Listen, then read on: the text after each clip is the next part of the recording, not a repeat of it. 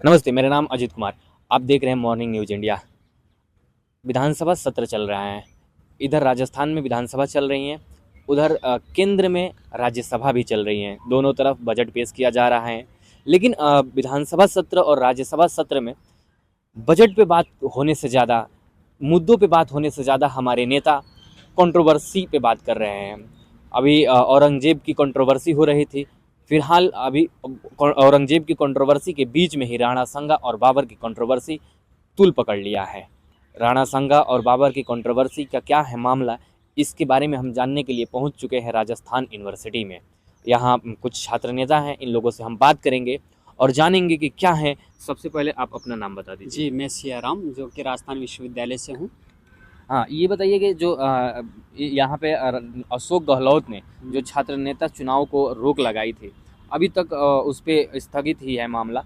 क्या छात्र नेता चुनाव होना चाहिए या नहीं होना चाहिए, इसके बारे में क्या कहना चाहते हैं? और दूसरा सवाल कि भाजन लाल सरकार से आप क्या कहना चाहते हो? देखिए, सबसे पहले तो कि मैं इलेक्शन होना चाहिए कि नहीं होना चाहिए, तो मैं एक बात कहना चाहूँगा कि अपन देखते हैं कि कोई भी नेता है तो उसका बेटा है तो उसको डायरेक्ट एक सीढ़ी मिल जाती है पॉलिटिक्स में एंट्री करने की। लेकिन यदि एक छात्र है, मतलब स्टूडेंट यदि पॉलिटिक्स में आ रहा है, तो वो कहीं ना कहीं एक ऐसा रहता है कि अन्य कोई पिछड़े हुए हैं तो उन्हें पॉलिटिक्स में एंट्री करने का मौका मिलता है। और नीचा जो, यदि हम जड़ देखें राजनीति की, तो वो एक जो स्टूडेंट पॉलिटिक्स है वही है। तो ये चुनाव तो होना चाहिए। दूसरी बात कि गहलोत सरकार ने बंद करा, तो उसमें यदि सरकार से जब हम सवाल करते हैं तो वो ऐसे बताते हैं कि इलेक्शन को थोड़ा ऊपर नीचे जो कि विधानसभा के हुए थे उसको थोड़ा सा सही लाने में और मैनेज करने के लिए बंद किया गया था। आगे हम एक बड़ा जो मुद्दा है इसके अंदर ये रहता है कि क्यों नहीं करवा रही गवर्नमेंट इलेक्शन। तो आपको एक बात बताऊं, ये राजस्थान विश्वविद्यालय है जो कि राजस्थान प्रदेश का सबसे बड़ा विश्वविद्यालय है और राजधानी में स्थित है। तो यदि यहाँ पे इलेक्शन जो भी गवर्नमेंट है, जैसे आप बीजेपी ले लीजिए चाहे कांग्रेस ले लीजिए, कोई सी भी गवर्नमेंट है, उसी की जो संगठन है, विद्यार्थी संगठन है, उसका यहाँ पे इलेक्शन वो हार जाती है, तो वो उसके ऊपर एक कलंक जैसा प्रतीत होता है कि आपकी यहाँ पे स्टूडेंट के बीच में उनकी जो छवि है वो कम हो जाती है। तो और आर्यू का ये एक और इतिहास रहा है कि यहाँ पे जो भी सत्ता के अंदर जो सरकार रहती है, उसका जो विद्यार्थी संगठन है वो विश्वविद्यालय, राजस्थान विश्वविद्यालय में कभी भी विजय नहीं होता है। तो इसलिए ये सरकार है जो कि इसे दबाने का प्रयास करती है कि हम अपनी छवि को बचाने का प्रयास करते हैं। और केंद्र सरकार ये चाहती है, मोदी जी ये कहते हैं कि युवाओं को रोज मतलब पॉलिटिक्स में लाने के लिए हर आना चाहिए। लेकिन वही ये काम कर रहे हैं कि नहीं आना चाहिए, क्योंकि वो सवाल करते हैं स्टूडेंट को क्या चाहिए वो स्टूडेंट जान सकता है। वो अपनी आवाज़ को रखना चाहता है लेकिन उसको दबाने की पूरी पूरी कोशिश की जाती है।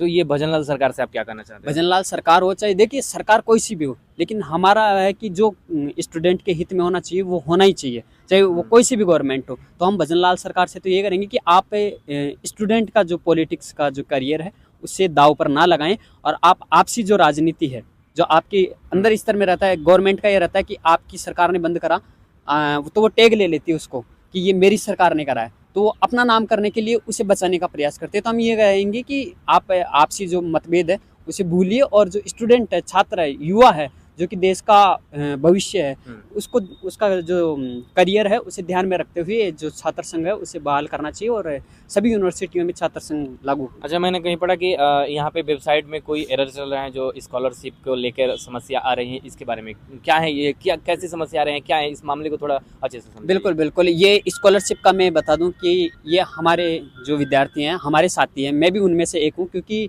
ग्रामीण क्षेत्रों से बच्चे आते हैं। क्योंकि यूनिवर्सिटी में कोई ऐसे एडमिशन नहीं होता है, एंट्रेंस देना पड़ता है। यदि आप यूजी में एडमिशन लेंगे तो आपको अच्छी रैंक लानी पड़ेगी। जो मेरिट में आते हैं वो बच्चे आते हैं, वो गरीब परिवार के बच्चे जो कि मेहनत करते हैं कि हमें विश्वविद्यालय के जो राजधानी है उसके कॉलेज में जाने का मौका मिलेगा, क्योंकि सरकारी कॉलेज में आएंगे तो पूरी सुविधाएं मिलेगी, स्पोर्ट्स की मिलेगी, आपको एकेडमिक मिलेगी, हर चीज़ में मिलेगी। अब कई सारे डिपार्टमेंट है जिसमें एसएफएस लागू कर रखा है, जो कि सेल्फ फाइनेंस कोर्स होते हैं। उसके अंदर भी चलिए एसटी एससी का जो भी विद्यार्थी, जो कमज़ोर पिछड़ा वर्ग का विद्यार्थी है, वो अपनी जो स्कॉलरशिप है वो वापस मिल जाती है, तो उन्हें एसएफएस का इतना नुकसान नहीं होता है और अपनी जो फीस है वो वापस वसूल हो जाए। लेकिन यूनिवर्सिटी के कैंपस के अंदर एक ये बड़ी प्रॉब्लम चल रही है, और यूनिवर्सिटी का जो प्रशासन है वो सोया हुआ है कि विद्यार्थी का जो स्कॉलरशिप का फॉर्म भरने जाता है, डिग्रियां बन रही है, कोर्स हो रहे हैं, और उसके बाद में जो भी आगे कर रहे हैं विद्यार्थी कर रहे हैं, लेकिन उसके बीच में ये आ रहा है कि वो स्कॉलरशिप का जब फॉर्म भरने जाता है, जब पोर्टल ओपन करता है तो उसके डिपार्टमेंट का नाम ही नहीं है। आप सोचिए कि डिग्रियां मिल रही, आप प्रोफेसर वहाँ पे लगा रखे हो, लाखों रुपए खर्च कर रहे हो, लेकिन आपका पोर्टल का नाम ही नहीं है, आपके डिपार्टमेंट का नाम तक उस पर नहीं है। जब आते हैं विद्यार्थी का, ये काम विद्यार्थी का नहीं है, ये विश्वविद्यालय प्रशासन उसको देखना चाहिए कि कौन सी जगह अपना जो काम है, कौन सी जगह कमी आ रही है। विद्यार्थी जाता है अपने एचओडी के पास में जा रहा है, वो कहेंगे हम डिपार्टमेंट यूनिवर्सिटी को ज्ञापन दे दिया, तो यूनिवर्सिटी में आके बात करते हैं तो वो बोलते हैं हम आपके डिपार्टमेंट से बात कर दिए, तो विद्यार्थी को गुमराह करने का कोशिश की जाती है। और जो विद्यार्थी अपने भविष्य को, मतलब एक आदमी के यदि मैं आकलन बताऊं तो लगभग 2-3 स्कॉलरशिप आदमी उठा सकता है, जिसमें उसका रेंट हुआ या जो फीस है उसके अकॉर्डिंग तो 50,000 रुपये। आप यकीन मानिए एक विद्यार्थी जो ग्रामीण इलाके से आते हैं उसके लिए 50,000 रुपये कितनी बड़ी रकम है।